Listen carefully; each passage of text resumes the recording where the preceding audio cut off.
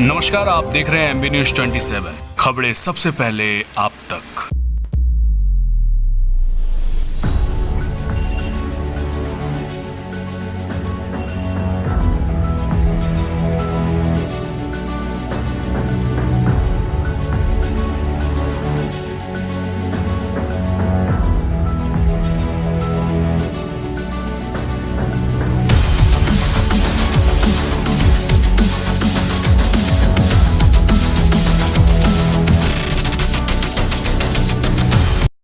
नमस्कार, मैं विपुल कुमार, आप देख रहे हैं एमबी न्यूज 27।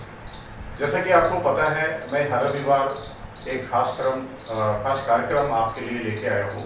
वो है डॉक्टर आपके घर तक। एमबी न्यूज का एक प्रयास है कि मैं डॉक्टर आपके घर तक के इस कार्यक्रम के तहत मैं आपके तमाम सवालों को, जो कटिहार के जाने माने डॉक्टर्स हैं, चाहे वो किसी भी सेगमेंट का डॉक्टर हो, आइदर वो फिजिशियन हो, गायनी हो, ऑर्थो हो और पेडियाट्रिशियन हो, मैं तमाम उन जाने माने चिकित्सकों के साथ आपकी एक मुलाकात करवाता हूँ।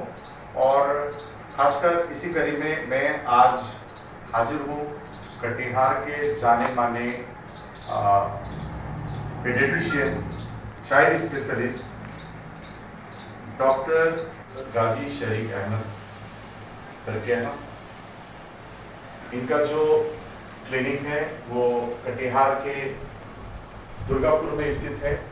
और ये जो एरिया है वो विशेषकर जो सारे चिकित्सक हैं वो यहीं पे दुर्गापुर और विनोदपुर दोनों कंबाइंड एरिया है। अधिकतर जो चिकित्सक हैं शहर के वो इस क्षेत्र में उनका क्लिनिक है और आवास भी है। चलिए, इसी कड़ी में आज मैं जो टॉपिक लेके आया हूँ डॉक्टर से, वो टॉपिक जो न्यूबॉर्न बेबी है उसकी देखभाल कैसे करें, न्यूबॉर्न बेबी के साथ क्या क्या चैलेंजेस हैं, क्या क्या प्रॉब्लम है।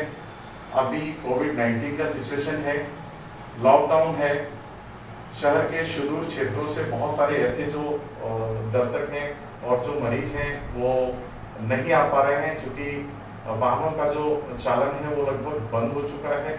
बहुत लिमिटेड ऑप्शंस है, उनको काफ़ी परेशानी होती है। तो मैं दर्शकों के तमाम सवालों के साथ मैं आज हाजिर हूँ। डॉक्टर साहब, आपका डॉक्टर आपके घर तक के कार्यक्रम में स्वागत है। एमबी न्यूज सर एक मुहिम लेके आई है, एक सामाजिक अवेयरनेस, सोशल अवेयरनेस क्रिएट करना चाहती है इस चैनल के माध्यम से। सर, मेरा एक पहला सवाल आपसे है। लॉकडाउन है अभी इस वक्त, बहुत सारे सुदूर एरिया से, चूँकि ये जो शहर है विलेज बेस्ड सिटी कहा जा सकता है, इस परिस्थिति में चूँकि ट्रेनों का परिचालन बंद है, बस भी नहीं चल पा रही है, लोग बहुत परेशानी होने के बावजूद वो लोग अपनी अपनी कॉन्वेंस से किसी तरह डॉक्टर के यहाँ चिकित्सा के लिए पहुँचते हैं। इस परिस्थिति में सर क्या क्या चैलेंजेस है न्यूबॉर्न बेबी के लिए, और मैं चाहूँगा सर विस्तृत रूप में आप थोड़ा बताएं, क्योंकि न्यूबॉर्न बेबी मेरा पर्पस ये है, मैं एमबी न्यूज़ के तमाम दर्शकों को मैं बताना चाहता हूँ कि आपके न्यूबॉर्न बेबी की जो प्रॉब्लम्स हैं, जो डिजीज़ है, जो प्रॉब्लम है, उनके सॉल्यूशंस के लिए मैं आज डॉक्टर साहब से बात कर रहा हूँ, ताकि ये आपको बहुत सारे सुझाव देंगे, बहुत सारे प्रिकॉशन बताएंगे। ये तमाम सावधानियां आपको बरतनी है और बरत के अपने बच्चे को जो बेहतर हो सकता है वो करना है अपने घर। का सवाल, न्यूबॉर्न बेबी खासकर अभी लॉकडाउन में किसी भी फैमिली में अगर न्यूबॉर्न बेबी होता है सर और वो लोग सुदूर में है, तो कैसे उनके तक ये सुविधा पहुंच पाती है सर, और उनको क्या क्या परेशानियां होती हैं और कैसे उन तक आप अपना जो ट्रीटमेंट है वो दे पाते हैं सर? सबसे पहले तो आपका बहुत बहुत धन्यवाद, और आपके इस चैनल के माध्यम से एमबी न्यूज़, जिसमें आप हर रविवार को चिकित्सा और चिकित्सक के ज़रिए लोगों को जोड़ने का प्रयास करते हैं और लोगों को स्वास्थ्य के लिए जागरूक करने का प्रयास करते हैं, इसके लिए बहुत बहुत बधाई और धन्यवाद। जहाँ तक बात न्यूबॉर्न या नवजात शिशु का है, और कटिहार से संबंधित बात है तो कटिहार एक बहुत बड़ा ज़िला है और यहाँ दूर दूर से लोगों को आने में नॉर्मल डेज में भी काफ़ी परेशानियाँ होती हैं। लेकिन आज की परिस्थिति, जो लॉकडाउन की परिस्थिति के साथ साथ बाढ़ की जो स्थिति है, इसमें जो बच्चे दूर सुदूर स्थानों पर पैदा हो रहे हैं और उनको इमीडिएट मेडिकल हेल्प की ज़रूरत होती है, तो ये बहुत ही भयावह स्थिति होती है, क्योंकि उनके पास न साधन होता है और न ही समय। तो बहुत सारे बच्चों के लिए ये बहुत परेशानी की बात है। ये बात इधर पिछले 5-7 सालों में कुछ बेहतर ये हुई है कि जो ट्रेनिंग का स्तर है सरकारी रूप में आशा के लिए या आंगनवाड़ी वर्कर्स के लिए या और भी जो हेल्थ सेक्टर से जुड़े लोग हैं, जो लोग पीएचसी पे काम करते हैं, उनको न्यूबॉर्न के लिए काफ़ी कुछ हद तक ट्रेन किया गया है, तो जिसकी वजह से कुछ परेशानियों में कमी आई है। लेकिन परिस्थिति परेशानियां बढ़ा रही हैं और ऐसे में प्रयास लोगों को ये करना चाहिए कि सारी डिलीवरी अस्पताल में ही हों और इसको सुनिश्चित किया जाना चाहिए। लेकिन ये एक ऐसी प्रक्रिया है जो 100% हर समय संभव नहीं हो पाती है। जैसे अभी ही पिछले हफ्ते 2 बच्चे मेरे पास लाए गए, तो एक बच्चा एक लैब में पैदा हो गया था और एक बच्चा रास्ते में गाड़ी में पैदा हो गया था। तो ये सब कुछ परिस्थितियाँ होती हैं जिसे टाल नहीं सकते हैं, इसलिए जागरूकता बहुत ज़रूरी है। तो ये परेशानियाँ हैं और बच्चे जब पैदा होते हैं तो उनको अगर आप सही से देख रेख कर पाएँ तो ये बहुत आवश्यक होता है। तो उसके लिए बहुत सारी विधियाँ बताई गई हैं, लेकिन सबसे महत्वपूर्ण है ये पहचानना कि ये जो बच्चे हैं हमारे जो पैदा हुए, ये समय पे पैदा हुए हैं या नहीं, और पैदा होते ही तुरंत रोए या नहीं। क्योंकि पहला जो रोना है, अगर पहला बच्चा पैदा होते ही अगर नहीं रोता है तो समझिए कि वो सारे लोगों को रुला रहा है।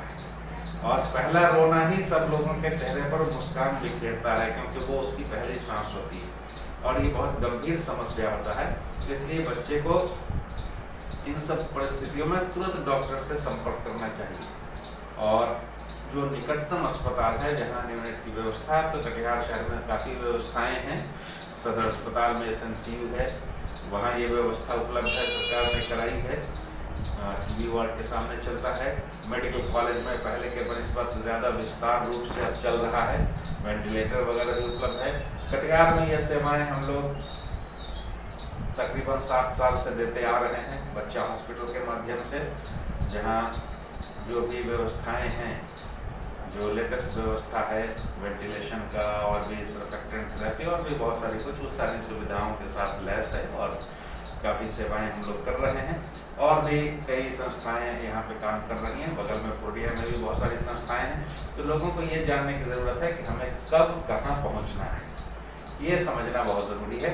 इसके लिए ज़रूरी है कि बच्चा पैदा हो तो तत्काल किसी डॉक्टर को ज़रूर दिखा लें। इसके बावजूद कि आपको लगता है कि बच्चे में कोई परेशानी नहीं है, फिर भी एक बार ज़रूर डॉक्टर से दिखा लेना चाहिए। सर है कि खासकर जो नवजात शिशु है, जो न्यूबॉर्न बेबी है, बहुत सारे बच्चे ऐसे हैं जो अस्पताल तक नहीं पहुंच पा रहे हैं या आपके क्लिनिक तक नहीं पहुंच पा रहे हैं और बच्चे प्रीमेच्योर डिलीवर हो गए या टाइमली डिलीवर्ड हो गए बच्चे। तो क्या ऐसा संभव है कि टेलीफोनिकली उसको सजेस्ट किया जाए और हो सकता है तत्काल उनको फ़ोन पे आश्वासन देके उनको कम से कम अवेयर किया जा सके? कुछ ऐसा है? देखिए, नवजात बच्चों में बहुत सारी चीज़ें ऐसी हैं जो बच्चा तो अपने बारे में कुछ बता नहीं पाता है। बाकी बड़े बच्चों के मामले में ये थोड़ा आसान है, लेकिन नवजात बच्चों में फिर भी कुछ बातों का ध्यान रखा जा सकता है। यदि बच्चा पैदा होने के बाद तुरंत रोया है, समय पूरा करके पैदा हुआ है, वज़न 2.5 किलो से ऊपर है, तो बहुत परेशानी की बात नहीं है। और बच्चा दूध पीने लगा है, 24 घंटे के अंदर में उसने मल त्याग दिया, 48 घंटे के अंदर में उसने पेशाब कर दिया, दूध बढ़िया से पी रहा है, माँ का दूध पी रहा है, तो कोई परेशानी की बात नहीं है। लेकिन यदि बच्चा 2 किलो से कम है, समय से पहले पैदा हुआ है, पैदा होते ही सांस में आवाज़ आ रही है, दूध नहीं पी पा रहा है, बच्चा नीला या पीला दिख रहा है, बच्चा सुस्त दिख रहा है, बच्चे की जो चहल पहल है वो कम है, तो निश्चित रूप से बच्चा गंभीर रूप से बीमार है, तत्काल रूप से उसे अस्पताल में लाने की आवश्यकता है। सर मेरा तीसरा सवाल है हमारे दर्शकों के लिए। बहुत सारे दर्शक मुझे फ़ोन करके पूछते हैं कि जो अक्सर जो न्यूबॉर्न बेबी है, जो नवजात शिशु है, इमीडिएट बर्थ के टाइम में बहुत सारे जो चाइल्ड पेशेंट होते हैं उनको जॉन्डिस होता है। पेरेंट्स काफ़ी घबराए रहते हैं, तो उस परिस्थिति में लोगों को क्या बचाव करना चाहिए सर? सामान्य रूप से जॉन्डिस 100 में लगभग 60 बच्चों को होता है और ये जॉन्डिस जनरली तीसरे दिन से दिखना शुरू होता है। तो अक्सर लोगों की शिकायत होती है कि डॉक्टर साहब आप आज बता रहे हैं 5 दिन का हो गया, बच्चा जब पैदा हुआ था तब तो नहीं था इसको जॉन्डिस, या नहीं पहचान पाए थे। तो ऐसा नहीं है। जो जॉन्डिस अगर पहले 24 घंटे में दिखना शुरू हो जाए वो ज़्यादा घातक है और वैसे कुछ खास मामलों में दिखता है। जैसे बच्चे के माँ का ब्लड ग्रुप अगर निगेटिव है, बी नेगेटिव या इस तरह के कोई भी चीज़ें हैं, और बच्चे का पॉजिटिव है, तो रक्त ग्रुप मैच नहीं होने की वजह से ब्लड टूटता है और तेज़ी से जॉन्डिस बढ़ता है, वो खतरनाक हो सकता है। तो ऐसी कुछ परिस्थितियां और हैं जिसमें ये पाई जाती हैं। तो वो भी सिम्टम फर्स्ट डे से दिखता है सर? वो फर्स्ट डे से दिखता है या हिस्ट्री में अगर है तो दिख सकता है। तो ये घातक है। हाँ, ये घातक है। तो अगर पहले से मालूम है कि माँ का ब्लड ग्रुप नेगेटिव है तो बच्चा का पैदा होते ही कुछ जांच है जो कर लेना चाहिए। जो जॉन्डिस अभी दिख नहीं रहा है लेकिन ब्लड में है तो उसी समय उस पर एक्शन लेना पड़ता है, वरना वो घातक हो सकता है। बाकी जो तीसरे दिन से दिख रहा है जॉन्डिस, उसको देखने की आवश्यकता है। छोटे बच्चे आँख नहीं खोलते हैं, इसलिए मुश्किल होता है देखना। तो इसलिए कहा जाता है कि बच्चे को एक बार जन्म के समय में, एक बार 24 घंटे बाद और एक बार अस्पताल से छुट्टी होते समय, ये 3 समय ज़रूर डॉक्टर को दिखाना चाहिए। और मैं ये सलाह देता हूँ कि जो दूर सुदूर हैं और नहीं दिखा पाए हैं 24 घंटे बाद और उनको कोई समस्या नहीं हुई है, तो भी कम से कम वो 72 घंटे पर एक बार बच्चे को ज़रूर दिखा लें। तो इससे बहुत सारी समस्याएं पहचान में आ जाती हैं और जॉन्डिस पकड़ में आ जाता है। और बच्चा बढ़िया से अगर दूध पी रहा है और उसको हल्का धूप अगर दिखा पा रहा है तो जॉन्डिस होने की संभावना रिलेटिवली कम होती है, लेकिन ऐसा नहीं है कि इससे पूरी तरह से बचा जा सकता है।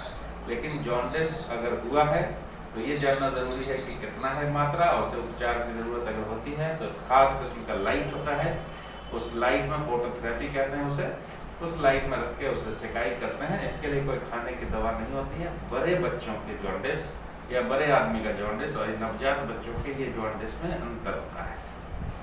और इसलिए ये भी समझना ज़रूरी है कि इस जॉन्डिस में माँ के खाने पीने से कोई संबंध नहीं है। इसलिए माँ जैसे सब कुछ खा रही है वो खाती पीती रहेगी, इस जॉन्डिस से उसका कोई संबंध नहीं। और तत्काल अगर ज़्यादा जॉन्डिस हो रहा है तो उसे अस्पताल में ला करके फोटोथेरेपी करना पड़ता है। सर एक और सवाल, लॉकडाउन है और पूरे विश्व में कोरोना जैसी वैश्विक महामारी चल रहा है।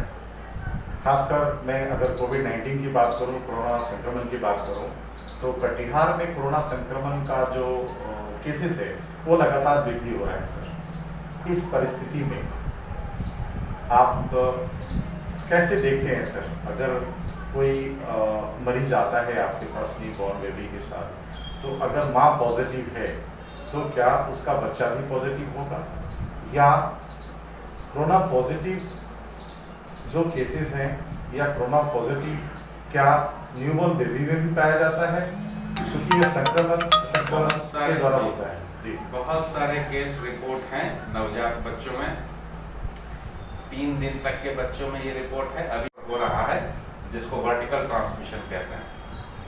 और ज़्यादातर जो बच्चे अफेक्टेड हुए हैं वो हुए हैं माँ के साथ रहने की वजह से, यानी पेट में रहने की वजह से संक्रमण होने का पहला केस अभी सामने आया है, लेकिन अभी तक इससे पहले कोई ऐसा केस रिपोर्ट नहीं है।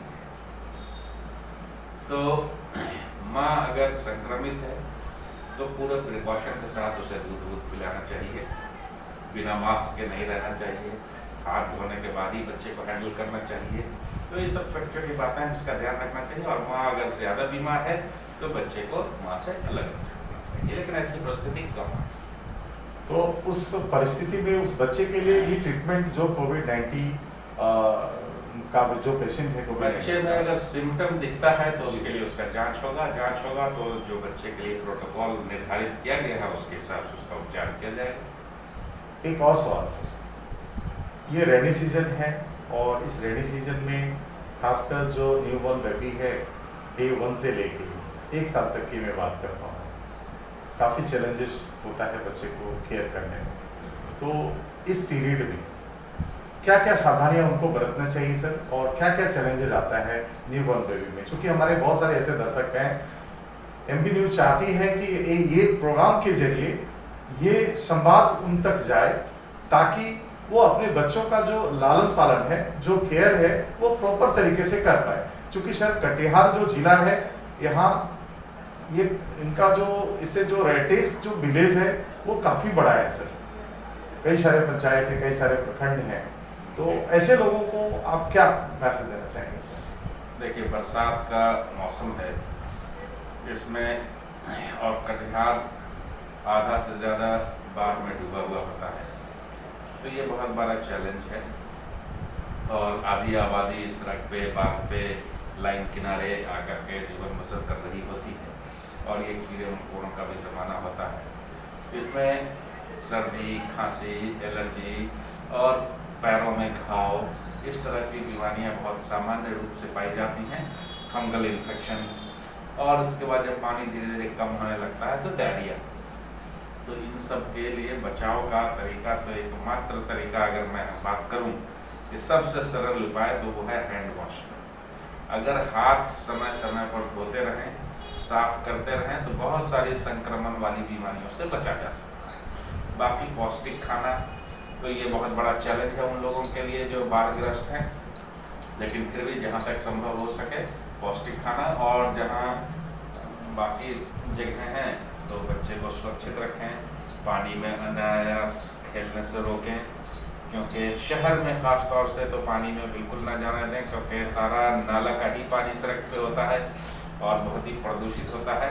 गांव में तो रिलेटिवली कम है ऐसा। तो ये सब कुछ परेशानियां, तो बच्चों की देख रेख बहुत ज़रूरी है। और बच्चे अगर बाहर से आते हैं तो हाथ पैर धोने का प्रक्रिया, तो सफाई मूल मंत्र है बीमारियों से बचने का, और पौष्टिक खाना। पानी पीने में ज़रूर ध्यान रखें कि पानी अच्छा हो, साफ हो, पोर्टेबल वाटर जिसे कहते हैं, कोई भी पानी ना पिए। अगर पानी में शंका है तो पानी उबाल कर ठंडा कर दें। एक और सवाल सर, खासकर कटिहार के ग्रामीण क्षेत्रों के लिए बहुत सारे ऐसे दर्शक हैं जो मुझे फ़ोन करते हैं और पूछते हैं कि खासकर जो पेडियाट्रिक पेशेंट है, मैं उस पेशेंट की बात कर रहा हूँ जो 1 ईयर से लेके 5 ईयर्स तक के हैं। बहुत सारी प्रॉब्लम्स है, बहुत सारी डिजीज उनको फेस करना पड़ता है, बहुत सारी बीमारियां हैं।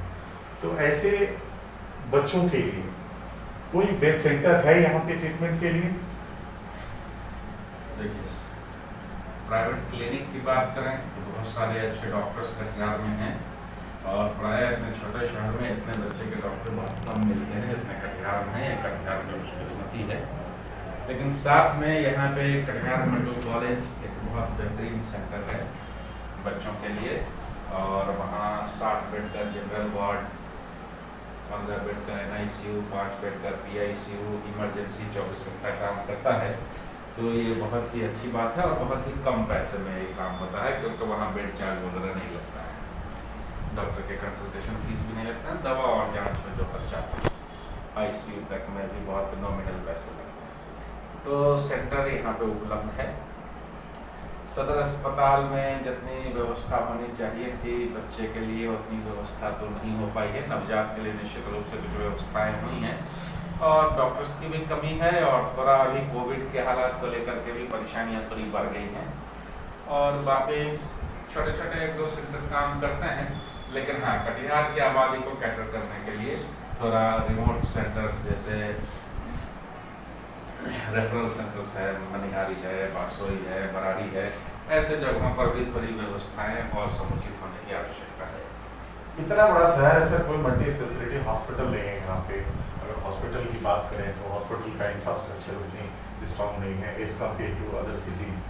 तो इसके बारे में कुछ बोलेंगे सर? इसमें दो बातें हमें समझनी होती है कि यहाँ मेडिकल कॉलेज भी है, यहाँ रेडियंट जैसा अस्पताल भी खुला, फिर भी सुपर स्पेशलिस्ट लोग यहाँ पे आते हैं, कुछ दिन रहते हैं और फिर चले जाते हैं और फिर लंबा गैप हो जाता है। आखिर ऐसा क्यों होता है?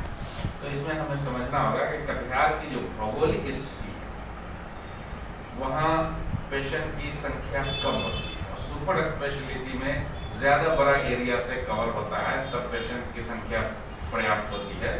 तो अगर कोई काम आप कर रहे हैं और आपको हमने काम करने के लिए रखा है और आपको हम उतनी सैलरी दे रहे हैं जितनी आपको चाहिए, लेकिन आपको केसेस नहीं मिल रहे हैं, तो आपका स्किल कम होता जाता है। तो जो नौजवान लोग हैं, जो लोग काम करने वाले लोग हैं, वो ऐसे जगह पैसा मिलने के बावजूद भी नहीं रहते हैं। तो ओवरऑल रिटर्न नहीं है। हाँ, रिटर्न नहीं है।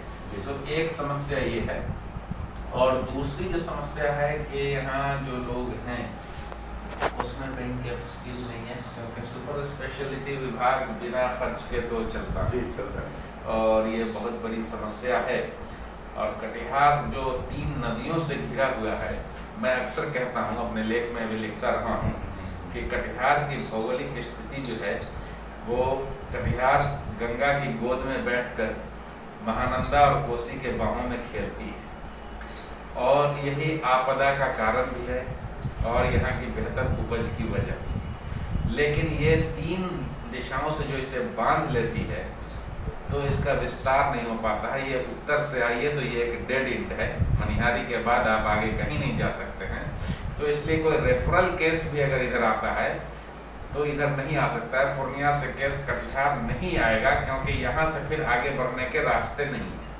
इसलिए या तो पटना की तरफ जाता है या सिलीगुड़ी की तरफ जाता है, क्योंकि वहाँ से दिल्ली कलकत्ता जाने के रास्ते हैं और कटिहार से वो रास्ते बंद हो जाते हैं अपरेंटली। तो हमारी भौगोलिक स्थिति भी इसके लिए जिम्मेदार है। लेकिन जब झारखंड से हमारा पुल तैयार हो जाएगा तो ये सारी परेशानियों का हल हो सकता है।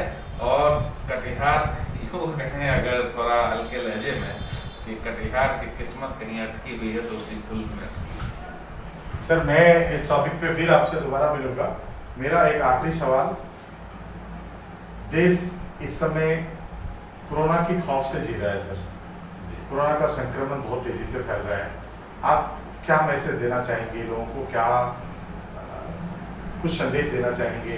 कोरोना एक बीमारी है, अन्य बीमारियों की तरह ही एक बीमारी है, बस अंतर ये है कि ये बीमारी बहुत जल्दी एक दूसरे को पहुंचती है, एक दूसरे से विस्तार हो रहा है इसका। और जितने बल्क में पेशेंट आ रहे हैं उसमें जितने लोगों को हॉस्पिटलाइजेशन की व्यवस्था होनी चाहिए उतना साधन हमारे पास नहीं है, जिसकी वजह से डर का माहौल।